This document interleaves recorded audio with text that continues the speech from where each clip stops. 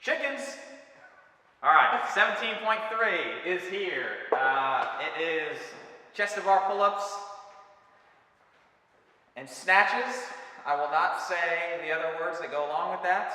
I probably should. It's a squat snatch if you're doing the RX. So make sure that you go below parallel every time. Or if you're a weightlifter, just snatch the bar, you know? All right. Make sure you take a look at your score sheet. There's a whole bunch of stuff going on. I think Dave even got confused writing this workout out to make sure that no one understood it. Most people still don't understand it. So follow along your score sheet. Make sure your judge does that too. I should have written that up there for other things, but we'll get to that. For the warm-up, we're still going 3-stage warm-up. It is what is normal, and most importantly, it is what works. So you want to think general, dynamic, and specific. Remember, for general warm-up, you're going to go 10 to 15 minutes of cyclic work. So hop on the bike, hop on the rower, go for a little jog, ski erg if you have it, but you're just trying to do some stuff just to get the, remember, blood flowing, get the heart rate up, bring the core temperature up, start a little light sweat, and then you're good to go for the general stuff. If you work out down here in the south and your gym doesn't have AC, or maybe we just choose not to turn it on for you, that will help your general warm-up big time. Dynamic piece, what you're thinking about here is, at least if you come to my gym, it's all the stuff that we do, moving you across the floor, down and back, but what we're looking to do is take the joints through a full range of motion. So think the major joints, obviously, that are involved is the hip and the shoulder, but you also want to think about all the extremities too, so the elbows, the wrists, the fingers, the knees, the ankle, all that kind of stuff. You want to take all those joints through a full range of motion to warm everything up. And then the specific warm-up, you're snatching and you're doing pull-ups. So you're going to go through those movements. And what we're saying here is that you want to snatch up to what you predict your top weight to be. So if you're a big dog and you're going to go all the way to 265 pounds, I don't know that you need to really go and hit that 265 snatch, but maybe touch something really close. The likelihood is that if you get there, or once you get to 245 is probably going to feel like 265. So, but for everybody else, the 99.9% of folks that are going to go through this workout and stop at the 135, the 185, the 225, I do think it is a great recommendation to maybe hit 1 or 2 snatches at that top weight so you feel it. All right. And then for your pull-up progression, I'm a huge fan of making sure that you get the scaps, the lats, the shoulders really, really loose and warmed up and dialed in on a lower intensity, a less dynamic movement before you go into a full dynamic movement. So it would look something like maybe do some ring rows first, and then you go and do some snatches. Then you come back, if you can do strict pull-ups, do that, and then you do some snatches. Then you introduce a kipping chin over the bar pull-up, maybe do some snatches, and then a kipping chest to bar or a butterfly chest to bar if you can do something that aggressive as well. Don't be that person who comes into the gym, especially my gym, and just jumps on the bar right when you walk in to test out your chest to bar. That's a great way to test out how robust your shoulder really is. Probably not going to be that great for you. Extra considerations. So this is very, very intense on the lats, on your scaps, on your grip, just like last week was. We got another very heavy upper body pulling type day going down today, so make sure that you really get those areas loose. Any limitation that you have, this is in particular with the snatch, I guess I should say squat snatch, if that is a limiter for you, if it is the hips or the T-spine or something like that, you've got to make sure, try every trick in the book to mobilize those areas. If you've got the Supple Leopard book, dial in on that. If you have a subscription to ROMWOD, pull that up for you and anyone else in your gym that is going to be going through this workout. Make sure that you are warm, and I said thoracic, but along with that is midline, so make sure that you get the trunk nice and warm, not just in flexion and extension, but in rotation as well. So the more that you can have everything kind of turned on and firing to support stability in this workout, it's going to be huge. Equipment considerations, weightlifting shoes, yes. Wraps, so wrist wraps, straps, sleeves. If you normally wear a belt whenever you snatch heavy, make sure you have that either on loose during your lighter sets or just have it sitting to the side for whenever you get to your heavier sets. Sweatbands, this is probably going to be one for some folks where it's just going to be raining down your arms, and you don't want that impeding your grip, and you don't want to have to waste time finding a towel, re-chalking your hands. We're trying to minimize all the little time sucks that you can get in a workout. You are, for the first time, allowed to have multiple barbells. You can also have other people loading the bars for you. So we're saying to make sure, if you are really looking at this from a performance standpoint, if you're just doing this to have fun, participate in your gym community, then don't even worry about it. If you want to just load your own weights and have them to the side, that is a-okay. But if you're trying to maximize your score because you care about performance, we're saying multiple bars and multiple friends, meaning that they are the ones moving your bars in and out for you. Just make sure that they know the weights that need to be on the bar and when that transition between the lighter bar to the heavier bar needs to take place. The last thing you want to have happen is, guys, you had one more round at 95 and they've already got the 135 bar for you. Don't let that happen. Make sure everybody's on the same page. Multiple pull-up bars. So what we're saying here is you want to, maybe a higher and a lower bar. Reason for this is singles do become a very viable option getting through your chest-to-bar pull-ups. So that's another consideration. What you really want to do, though, is minimize the jump height of the bar that you're going to. So as much as you can, minimize that. From a nutrition standpoint, we're big believers in doing nothing new when these workouts come around. So don't think that you suddenly need to carb up, carb load the night before, or that you need to try this new pre-workout that's going to get you jacked. Don't try anything new, okay? This is one that we think that you can eat even up to as soon as an hour prior to actually doing this workout. But again, if that's not something that you're used to doing, if you're used to doing these workouts in a more fasted state, then stick with what you know. Bottom line, don't do anything new here. All that experimentation, that is what earlier in the season, earlier in your training time was for. This is going with what you know has worked thus far. I have gotten the question a lot of time is, should I do the RX or the scale? It's really easy.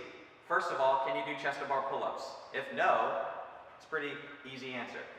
If you can, the next question is, because the next movement is the snatches. Can you snatch the weight? And I underline that word because this is super important. I put it over here, but I'm going to say it a couple of times.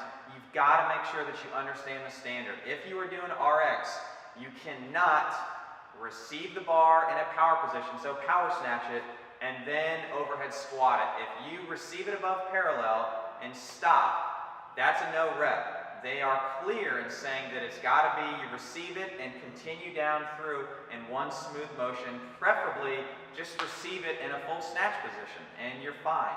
But if you can't do that, or if you can't do it comfortably, you may consider doing the scaled version. And don't underestimate it. I personally think that the scaled workout is going to be way more devastating on people, number one, than they think it will be, but just in general versus even the top RX guys. I think the scaled workout, you can just blow through it a lot faster.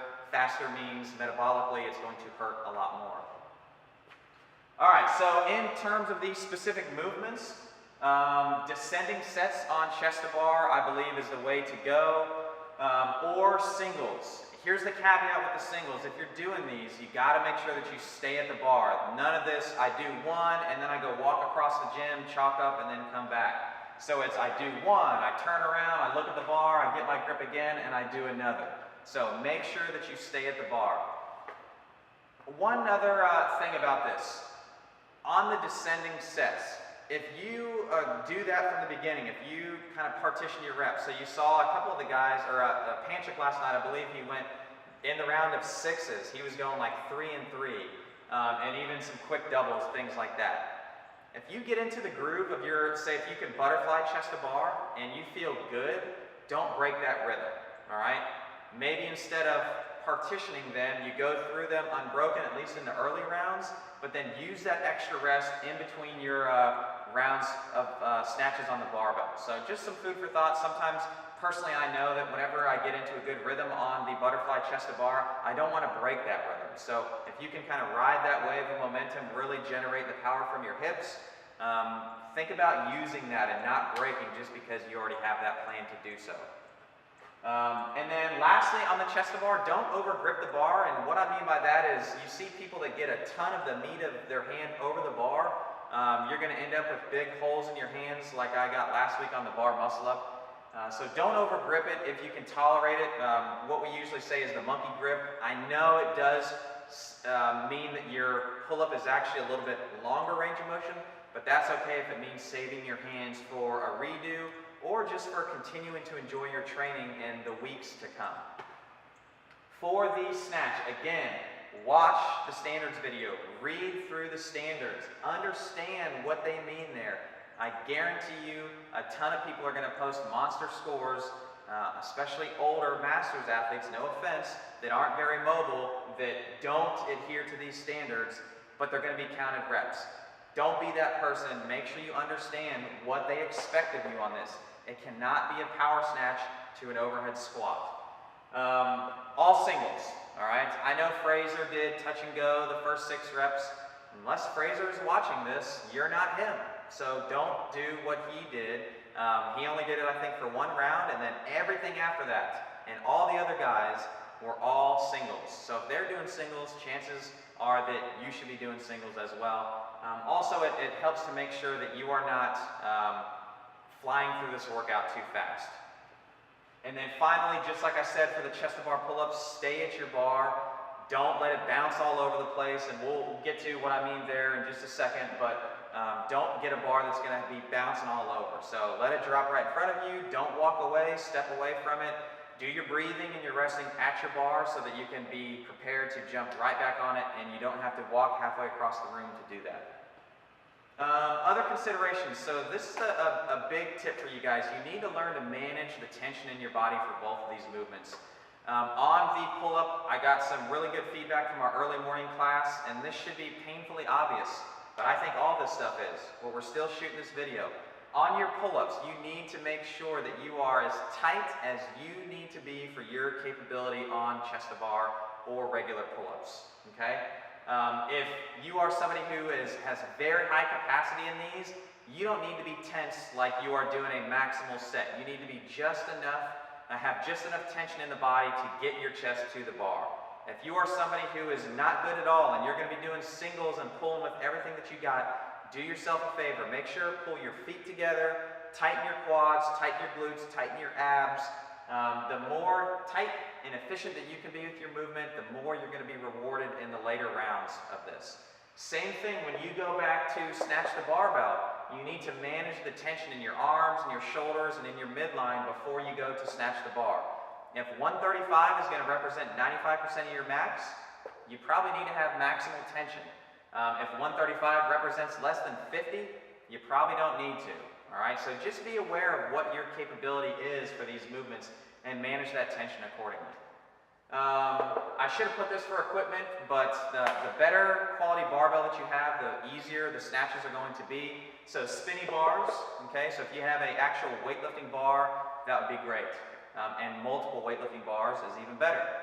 No bounce plates, so if you have high temps, don't use those, all right? The bumpers that are going to bounce through the roof, don't use those. You want something that's going to dead bounce and stay right wherever you drop that bar. Again, I said this just a couple of points ago, but you are rewarded through your efficiency of movement.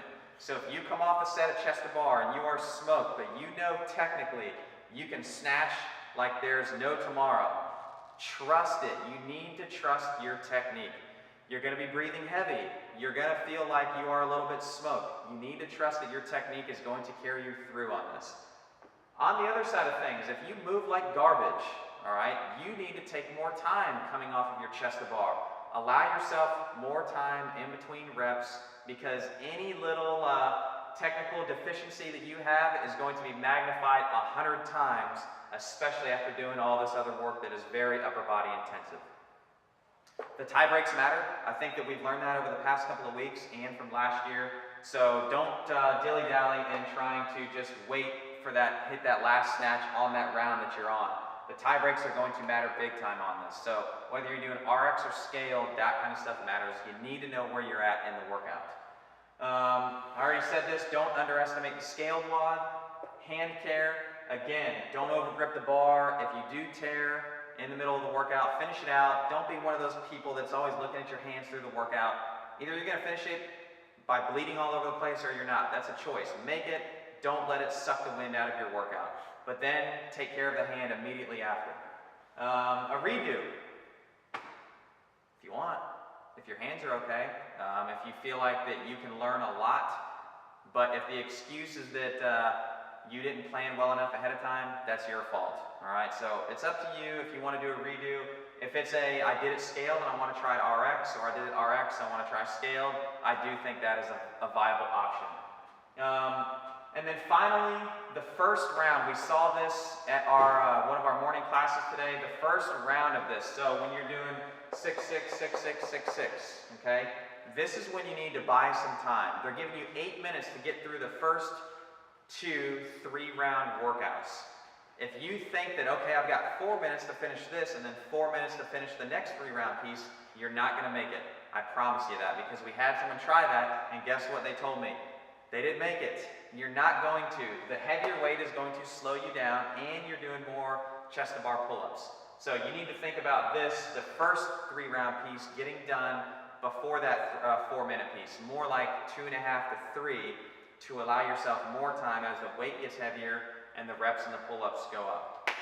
If you guys got any questions, please reach out to us and go get it.